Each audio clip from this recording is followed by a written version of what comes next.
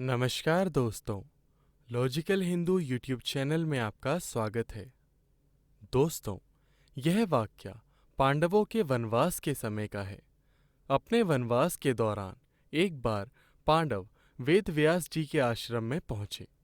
युधिष्ठिर ने वेदव्यास जी से प्रार्थना भरे स्वर में कहा कि उन्हें अपना राज्य पुनः प्राप्त करने का कोई उपाय बताएं।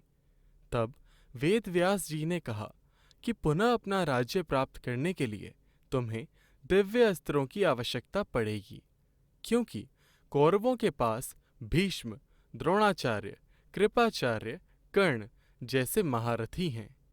वेदव्यास जी ने यह भी कहा कि आप सब में केवल अर्जुन ही देवताओं को प्रसन्न करके दिव्यास्त्र प्राप्त कर सकते हैं। अतः अर्जुन को देवताओं को तपस्या करके प्रसन्न करना चाहिए।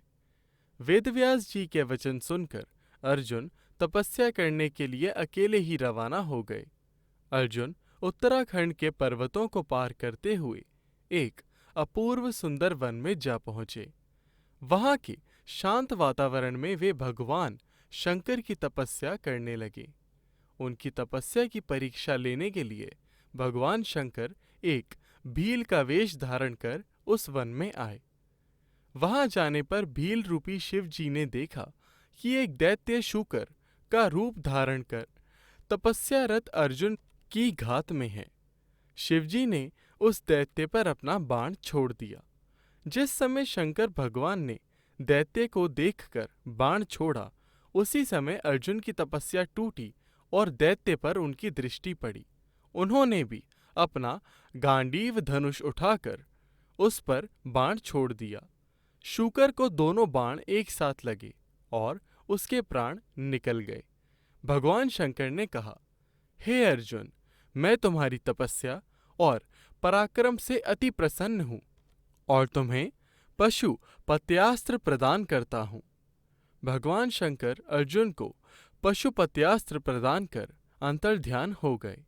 उसके बाद वहां पर वरुण, यम, कुबेर, गंधर्व और इंद्र अपने अपने वाहनों पर सवार होकर आए। अर्जुन ने सभी देवताओं की विधिवत पूजा की। यह देखकर यमराज ने कहा, अर्जुन, तुम नर के अवतार हो तथा श्री कृष्ण नारायण के अवतार हैं।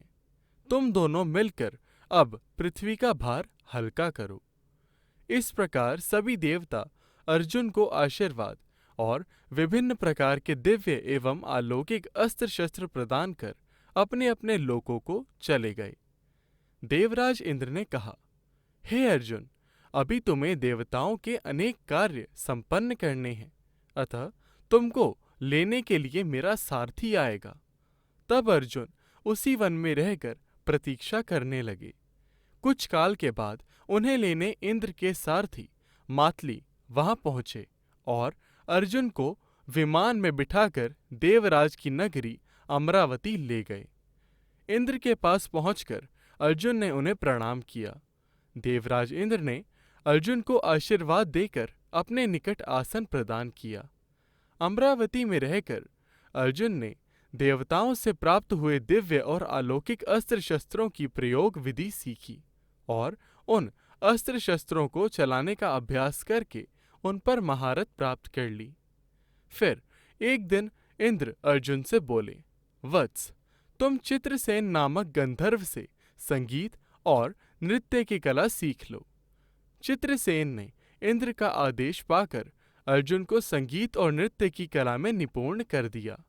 एक दिन जब चित्रसेन अर्जुन को संगीत और नृत्य की शिक्षा दे रहे थे, वहां पर इंद्र की अप्सरा उर्वशी आई और अर्जुन पर मोहित हो गई।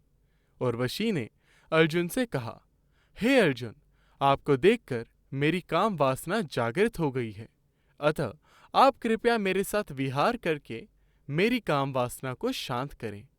उर्वशी के वचन सुनकर अर्जुन बोले, हे देवी, हमारे पूर्वज ने आपसे विवाह करके हमारे वंश का गौरव बढ़ाया था, अतः पुरु वंश की जननी होने के नाते आप हमारी माता के तुल्य हैं, अतः मैं आपको प्रणाम करता हूँ।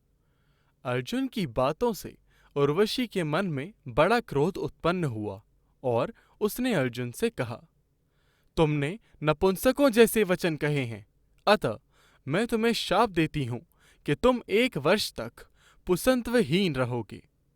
इतना कहकर उर्वशी वहां से चली गई। जब इंद्र को इस घटना के विषय में पता चला तो वे अर्जुन से बोले, तुमने जो व्यवहार किया है वह तुम्हारे योग्य ही था। उर्वशी का यह शाप भी भगवान की इच्छा थी। यह शाप तुम्हारे अज्ञातवास के समय काम आएगा। अपने 1 वर्ष के अज्ञातवास के समय ही तुम पुंसत्वहीन रहोगे और अज्ञातवास पूर्ण होने पर तुम्हें पुनः पुंसत्व की प्राप्ति हो जाएगी। इस शाप के कारण ही अर्जुन 1 वर्ष के अज्ञातवास के दौरान बृहन्नला बने थे।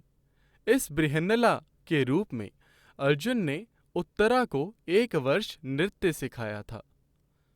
मैं आशा करता हूँ आपको यह वीडियो पसंद आई होगी। कृपया हमारे चैनल को सब्सक्राइब करें। धन्यवाद।